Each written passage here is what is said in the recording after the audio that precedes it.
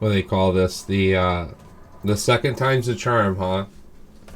Well, we've achieved getting our first strike against YouTube, so we're 1 for 1. One live stream, one YouTube strike.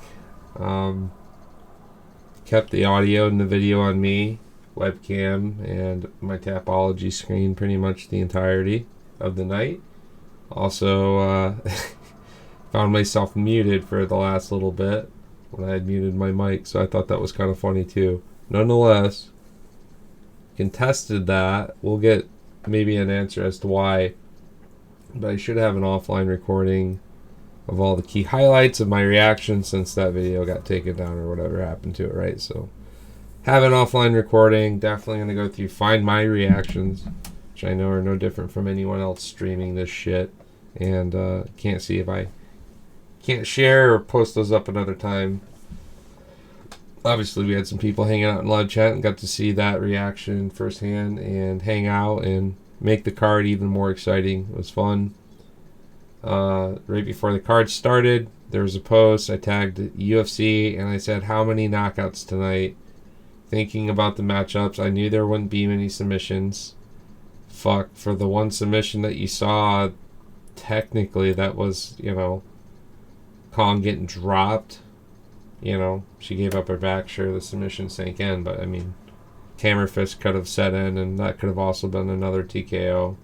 Very surprised to see Wolberg not get his knockout. And that last fight, those men are made of something else.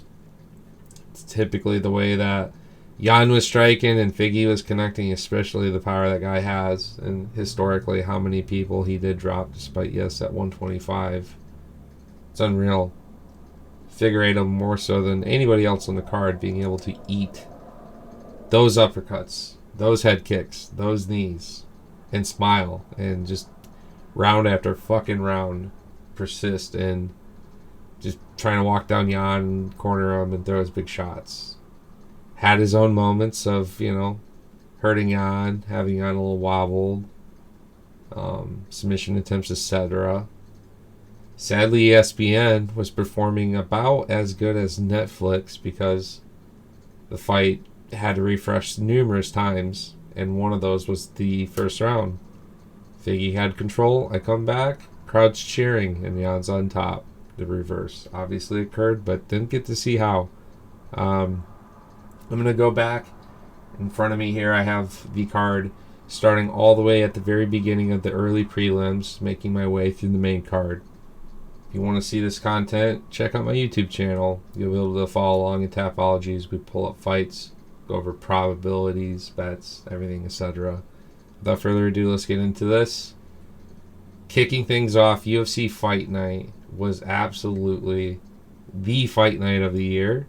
There wasn't as much star power. There's a lot of fighters just fighting for the sake of trying to get signed with the UFC or getting a bonus that would just forever change your life, $50,000 especially when you're fighting not a whole lot, or again trying to be established in the pro scene with UFC as a lot of these debut fights.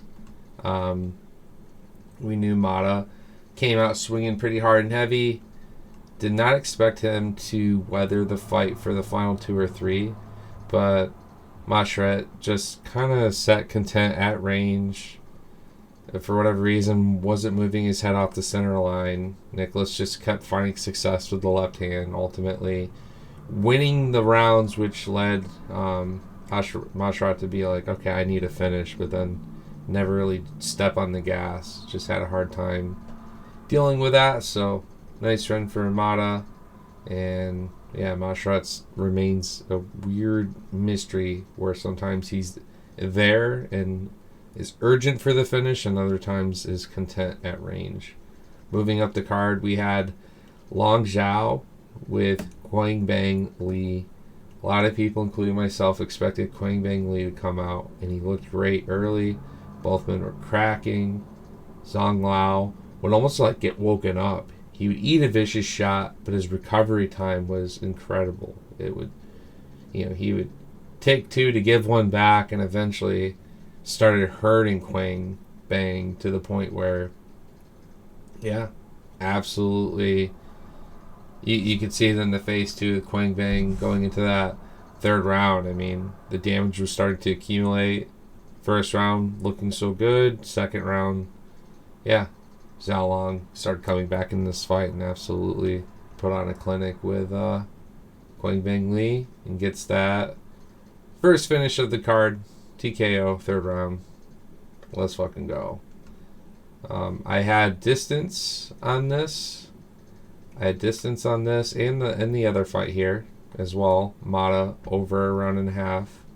And the method of victory for the fight by a knockout. So, a couple things there, despite having Quang Bang as like the fighter itself lose. Moving up the card, I was really excited to watch this one.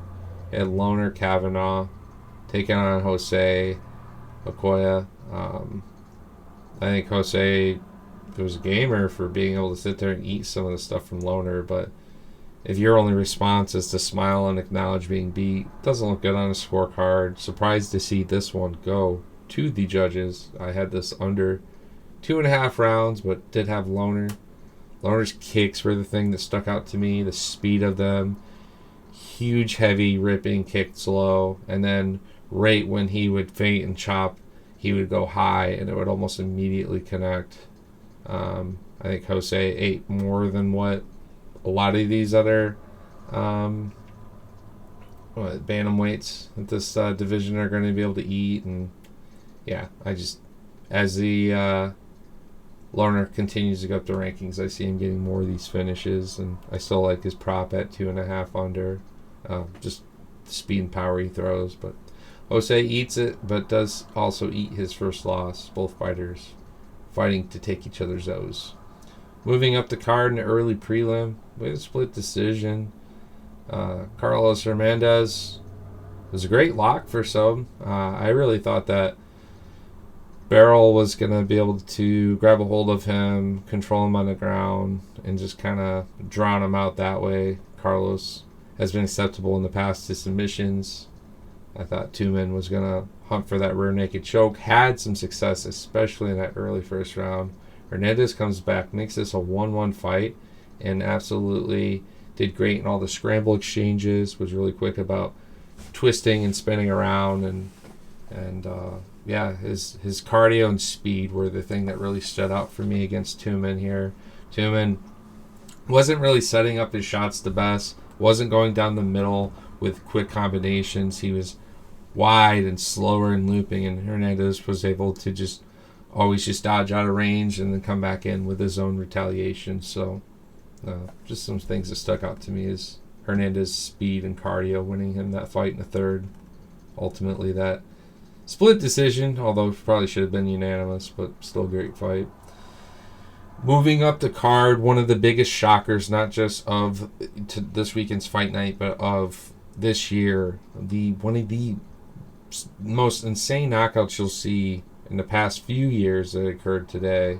Underdog Ming Shi was taking on Zarakan Fang, who has the size advantage, has tons of success going into the third round, keeping Shi kind of at range, delivering a lot of damage. She was having issues getting into Ming Shi was having issues engaging Fang until about the end of that second round. Wasn't finding the timing and so forth. Starts having success. Third round opens up. Beautifully placed head kick. Wraps around the neck, connects to the jaw, and absolutely sends Fang into the shadow realm. She goes stiff as a board, legs in the air, mouth quivering. Kind of hard to see. Very happy for Shi and wishing the best for Fang. The last broadcast update said that she was able to move her hands, her arms, or so forth, but they were getting scans done. Wouldn't be surprised if this is a big enough knockout to end it for Fang, but also, at least have to monitor this for a long time, like a year absence or so. She's down to 10-3 professional record. Moving up the card. So again, I like the distance prop on that last fight. It was under 2.5 rounds at plus 340. Kind of was playing around with it last second when I saw that, and I thought with the size matchup, I could just expect Fang to get the knockout, right? Well, knockout occurred just by being she. All right, moving up the card, we had Dong Hoon Choi taking on Karu Sahota. Sahota didn't really have much of a shot in this fight. Dong Hoon Choi comes out, hits a left, bounces it off, combination, huge overhand right from hell. Absolutely filled with demons. Smacks Karu to the ground, and he's there slightly, but I mean the fight had just been stopped. I mean he's there, he acknowledged, he just kind of sat there. He wasn't getting up, he wasn't in attempt of getting up, he just kind of sat there in like shock and realization, like bam. That was a huge right hand. So, wonderful knockout by the Fisherman. I love that. Kind of gives me some Ippo Hajime vibes for those who know that amazing anime. He literally goes by the Fisherman. Loves his boxing. Got the big overhand right. It's too identical to me. So, love it. Had that one under 2.5. Had that one Choi by knockout. And his prop on that knockout was like plus 400, so it was pretty good. Next on the card, I had this next fight going to the judges, by decision. We get exactly that via unanimously. I did recognize that Bulgin, his opponent, had decent enough grappling, and as a dog could show up with the submission. But what happened was Young Yu was just so incredibly strong for the weight. Really rejected any of Bulgin's efforts of getting him to the ground or nonetheless holding or keeping him there. Cardio looked good otherwise from both men. Fight did, have a decent pace to it. It just anytime that Yu was in a tough position, he would just almost naturally get up with the amount of strength that he has, and Bulgin wasn't having any success of holding him or tagging him up or winning the exchanges on the feet for the most part. Moving up the card, another legendary knockout on the night, and it's great to see this guy continue his own kind of legacy in the space. Ming Yang Zhang had collected his 18th first round knockout, which is how he's won now 18 of his fights. Not a perfect record, however, he hasn't lost since 2019, has improved quite a bit since. Made some change-ups, and the sacrificial lamb of the card was Ozzy Diaz. Ozzy Diaz had speed, circling off on the outside. Zhang, kind of like just a large sniper, like a 50 cal sniper, sitting at range, slow shots. Even when blocked, you could tell they were having an impact on Diaz. Absolutely wild that these guys weigh 205 pounds apiece when you look at them side by side. I mean, Zhang looks like a heavyweight out there. He's just huge. So, very happy to see that. Carlos Ulberg is another one we'll be talking about here next on the card. I think these two light heavyweights are exactly what the division needs. Let's get some fresh air in there. Yeah, I want to see my Hill versus Yuri and some of these other matchups that have been kind of a long time coming, but I want to also bring in some of these prospects, start getting those top 10, top 15 fights, see where they fit.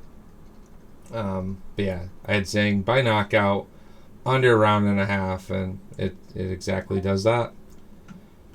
Moving up the card, we got Carl Zulberg taking on Volkan Oezdemir. I had Ulberg by knockout. To my surprise, it goes to the judges. Distance was heavily hit on this this leg, so pretty much the entire card up to this point, we had been right on distance minus the loner fight, and this one really did away a lot of parlays both in distance and method. Carlos Ulberg, I wasn't surprised that he had a lot of success with keeping at range, and Volkan was the one trying to initiate that gap, but to credit to Volkan, he absorbed a lot of shots. It seemed like anytime Carlos was going to the sides with these like looping hooks, Volkan could eat it for the most part. But anything coming up the middle via uppercut, knee, kicks, things like that to the body, Volkan seemed to react a bit more. So definitely gonna keep that in consideration as I watch him fight down the road. Just it seems like he has a hard head. He can take a number of shots, head kicks, etc., especially from the power of Ulberg. But something down the middle to that chin, the rib, you get that like ripped cartilage, especially from a nice kick, and it's only natural. You saw what happened to Kevin Holland. You can be pretty tough and have that one just completely fold you. So Volkan, a little blitzkrieg, a little reckless. He's going to need a dance partner. In fact, why not make Oestermeer, with all of his veteranship, take on Zhang? Another big two brute 205 clash. Be a great opportunity for Zhang to fight a higher level of opposition. See how he fares in comparison to Ulberg, who passed with flying colors nonetheless. Moving up the card, one of the bigger upsets as well. I'm not going to say it was the biggest upset because I'm still entitled to believing that was she. But Kong Wang, the Joker, indicating at the weigh-ins the gun. Media heavily behind the Joker.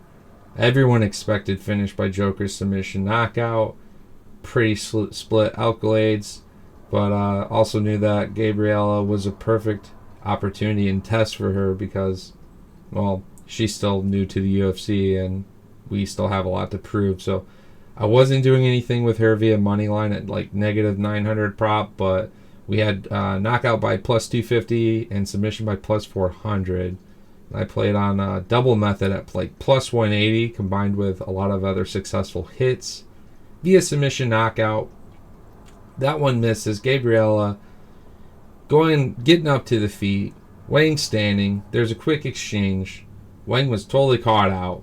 Cracked her, hurt her, dropped her, and Gabriella jumps on the back and completes that submission. So Wang was out. Yeah, I was hoping, when they were gonna pan over and see her move, give the thumb. No, Wang was out, and then woke up, had a great moment of great sportsmanship. Was able to clap in defeat and keep like what seemed a good attitude. So I will say that fighters that let these losses and some of their humble beginnings become excuses and have like a bad attitude about it, it loses aura so bad in the space. And we can look at examples like Jamal Hill and other fighters who haven't done the best, as Sean O'Malley, with handling these losses, whether it was fair or unfair. It's one thing to say your piece and how you feel about it, but then to just be seen interview after interview, it's sad, right? So love the ownership from Wang. She knows, hey, she went in there to gunfight, and that's just how those work sometimes. I do think that her grappling is still yet to be discovered. I wish she hadn't been cracked. I was curious to see on the ground how she'd fare with someone like Gabriella, who never really been submitted. So, all right, moving up the card, another amazing knockout to no one's surprise. We kept saying this was going to happen. Knockout, knockout, knockout. Muslim Solikov versus Kenan Song. Song shows up at the weigh-ins, brute. Hard to imagine he's making the weight. Seems fine, energy great. Muslim had an amazing appearance in the UFC scene and practically undefeated, and well, that started to change, and he started to have the last few goes that were fairly tough for him. If we break down this man's tapology here, you can see, well, it was good until it wasn't. There's the Leech, there's Dalby, and there's Brown. And these guys are noticeable and recognizable names, right? If you break down Song's record, however, yeah, in recent, sure, but let's be fair. I gave Riddell and Moreno. Yeah, I would expect him to hit those. Even Griffin's like kind of right there. Now stepping up from Machado, the level of competition's much more improved. Kevin, same year as well. And so, you know, it was good matchmaking in terms of who each of them had fought, I would say. But yeah, the Kung Fu master hits his technical wheelhouse, perfectly placed on the chin, puts Kenneth Song up, hit that on distance, and we hit that by method. All right, moving up the card, we got Zhao Yan versus Tabitha Ricci. I thought Ricci had gotten away with a lot of fights up to this point by having enough strength, hold people to the edge of the octagon, pepper in meaningless knees and strikes without much intention or velocity. You know, there's just little baby peppering shots that win via decision, combined with, you know, a couple other halo effects that I'm sure the judges love.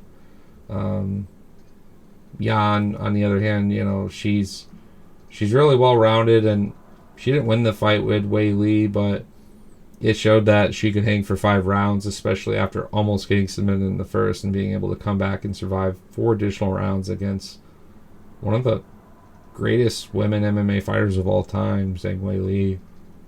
Goes to say something. I had Yan because of what she was able to prove in that fight, despite not getting off to the greatest start, not having that quitter in her. Via decision was a safe bet. The prop, because method was less likely on this fight, seeing that Ricci goes to a lot of decisions, Yan as well, although can get some striking done. We played with those. We sprinkled a little bit on each, even for Ricci, decision and submission both, right? Using that jiu-jitsu. So Yan hits by decision, that one it advances, and time hits as well. I kind of had several options on the board, just hoping to see, okay, how's this going to play out? And it did kind of what I expected it to. Now moving on to your main card, we had Petr Yan having a masterclass performance against Deiveson Figueiredo. It was a really, really, really good fight. Absolutely mind-blowing in terms of the amount of cracks that were delivered, especially from Petr Yan, the uppercuts, the knees, and Figgy was just eating it, having a good smile and attitude throughout the fight. Yeah, there were times where he was just like kind of pondering, like, how in the fuck is this guy still up? Because Figgy was also cracking, having moments where Yan would get slightly dazed, but his recovery, his ability to recover was so swift that it didn't take much, and he was retaliating with his own flurries. Yan, amazing with the speed. The leg kicks were chopping away at Figgy. Figgy was just eating everything. I mean, he was demonstrating why he's a fighter who's native of south of the equator. You were not knocking Figueiredo out tonight, and it just seemed like it goes to highlight Brandon Moreno and his ability to apply damage to Figueiredo as well as he did, as often as he did, and ultimately winning that quadrilogy with the same kind of thing. Huge peppering TKO, despite very close to the eye and etc. So here we are, 10 pounds heavier, Petr Yan, former champ, amazing technical boxer, loves being on the feet. Those that like steeping knee kick, the inside kicks, mixes it all over the place, was inflicting severe damage to Figueiredo, who continued to march forward, gave us some good rounds, kept in the fight. I was more so happy that Figueiredo didn't just fold over, because the fight had now gone to the third or fourth round, and cardio's an issue, and this should have been a 3-round fight, and we could have always had that conversation of, Figueiredo would have, yada yada in a 3-round fight. His cardio and everything wasn't the best by 4 and 5, but he kept himself in the fight and was able to sustain forward pressure, although he was just getting masterclass, Yan circling off, working different angles with his footwork, just making it very hard for Figueiredo to connect with those big powering shots. Again, need to set those up. I would have liked to have seen Figueiredo work in pursuing the grappling further. I know in the beginning, the first round, he had a great takedown and ended up getting reversed, and he ended up losing that first round, but it was going his way until it wasn't. It was a very split round, slightly leaning for Jan because of the amount of time that it was going in his favor. Instead was slightly better, but would have figured, all right, well, let's not go for full and get reversed, and let's contain side control. I thought would just be the goal, to draw out time, to keep safe from any peppering shots from below, because as you see, Jan is raining elbows whenever he can and inflicting damage whenever he can. He's not going to just sit there and let you lay on top of him and hold him. That's why Aljamain very much so decided, I'm just going to backpack, because that's what he needed to do to not sustain damage, to win the control time despite not delivering damage, and that's what edged that decision win. Despite I still thought Petr Yan should have won rounds 1, 4, and 5 in that matchup. Well, I gave Aljamain Sterling 2 and 3. But going back to Sterling and Yan, I thought with the rule set change, having the 12-6, elbows, the knees, all the illegal shit that Yan, would have lost his title to, it's now in your wheelhouse again. Use your native, instincts. Put people away. And I think someone like Figueiredo really does take that big money shot, that big knee, something with the legs, because unless you're really just packing that one-hitter quitter, which Petr Yan is more a volume devastator than he is that one-shot kill, I feel like Figueiredo's just going to continue to eat it, unfortunately. Now he is 36. Father Time is undefeated, so we have yet to see what will happen from here for Figueiredo. But I would like to continue to see him take these big name fights that were something that we wish we could have seen, but the divisions and everything at the time didn't line up. So 2 former champs. This is a fight that, we once upon a time wanted to just see for ourselves. And we got to see Jan show up, and despite the injury, it looks to be healed. He's great. And we got Jan back. So I'm going to have a hard time not riding with Jan in this next one. But from what Figueiredo was doing and the little streak he was performing so well at, I couldn't help but go with Figueiredo as a moderate dog in this case. It was plus 240. Your submission was plus 18, 16, depending when you locked. And TKO knockout was plus 1,000. Choi earlier in the card, his knockout was parlayed with that just for fun, and you're looking at a 71-1. So it was very, very steep and low risk, high reward kind of two-legger there. But overall distance, we nearly ace predictions. We messaged UFC right before this card started and said, how many knockouts are we getting tonight? Because the more I was thinking about the fights, looking through Tapology, doing the maths, I did not see as many people going to the ground, hunting for the submissions, right? Saw this being, I want to be on the feet. I want that contract. I want that bonus. I want to become a star, because there was a lot of that.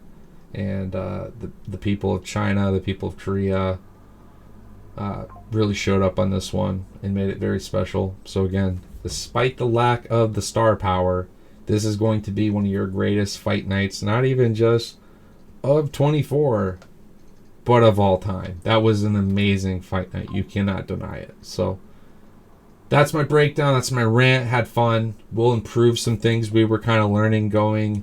This is actually a quick retake because the last one didn't save for whatever reason. Again, we got struck by YouTube.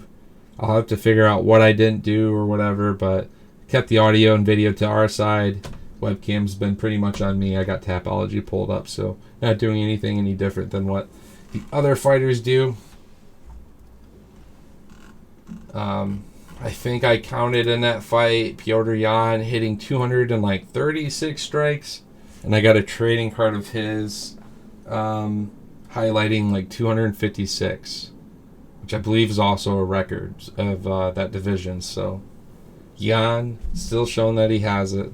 Let's see what's next. Hope you guys enjoyed this one. Please enjoy your time. Friends, loved ones, family. Have a great Thanksgiving. And we'll get a hold of y'all here in the next few weeks. Dropping cards, dropping my bullshit as usual. If you watch this video, comment below. What were your favorite fights? What were some of your favorite props?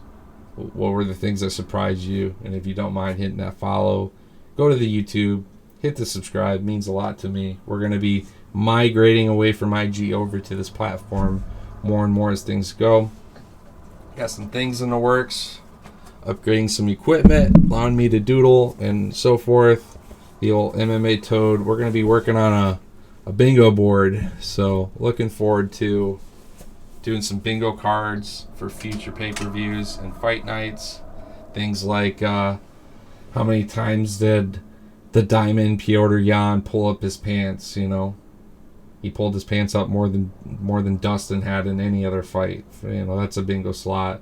How many head kicks can Figueiredo take? Did he eat more than 10 shots via knee or head kick? Okay, yes. We're gonna have fun with this bingo card. Did John Jones be referred to as pound for pound or GOAT? There's a bingo slot. Do we hear the word duck? We'll have some fucking fun, boys. But that's all from me for now. Enjoy. We'll catch you next time. Peace. Oh, and if you want in the Mud Hut, just hit me up. I'd love to give you an invite. Memes, predictions, bullshit. Join on in. Share it. Thanks.